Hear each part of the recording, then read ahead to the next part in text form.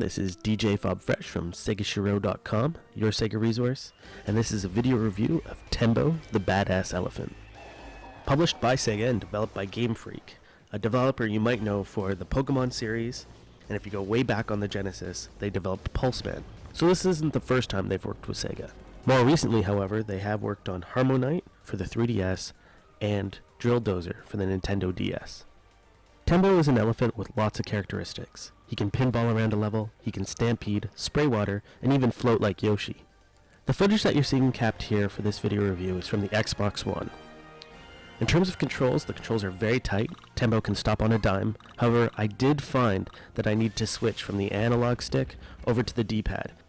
The digital pad was a necessity for some of the more technical platforming bits that happen later on in the game. The controls are nice and tight, however it's easy to do a pinball move when you wanted to do a jumping attack, so the D-pad really helped in this regard.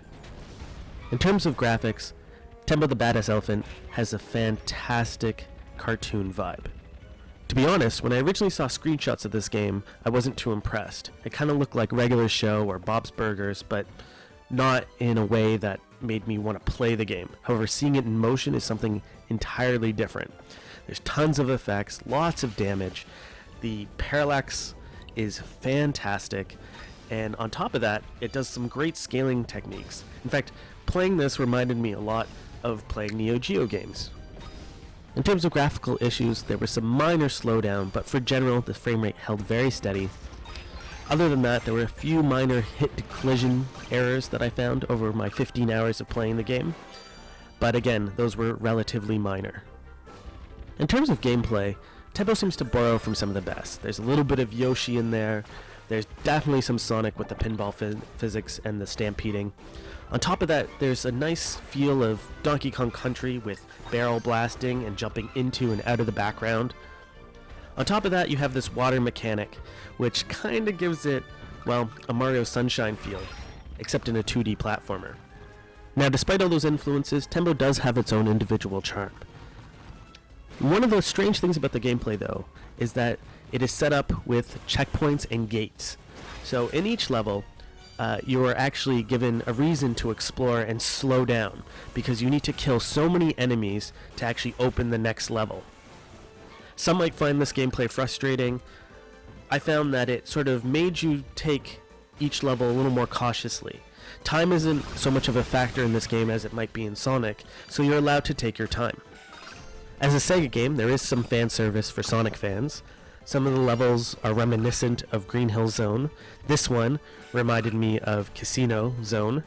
As well, there was one level that reminded me of Chemical Plant Zone. So there's some Sega love in here for sure. In terms of sound design, generally I thought Tembo's snorts and grunts were fantastic. Most of the music is good. Some of it reminded me of some of the soundtrack of Valkyria Chronicles 2, which was kind of odd. Some of it had an Indiana Jones vibe. And then there were one or two levels where I thought the music was positively annoying. So it's a bit hit or miss. One issue I had with the sound design, though, was when Tembo gets low on health, which will actually happen quite a bit, as the game can get a little frustrating at the end.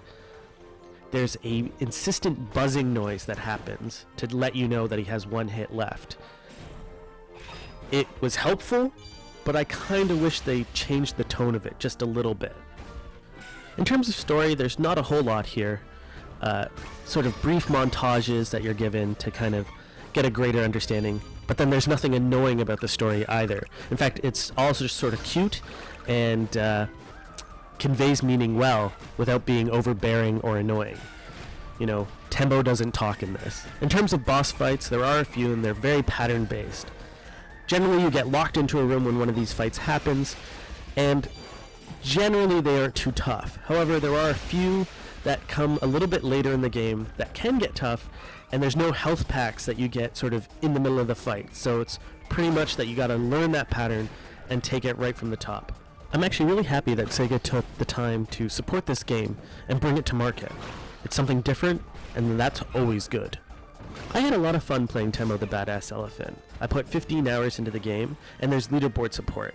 I kinda wish that they did multiplayer, but that's always something they can do in a sequel. It certainly scratches that platforming itch. This is DJ FobFresh signing off, saying keep on gaming.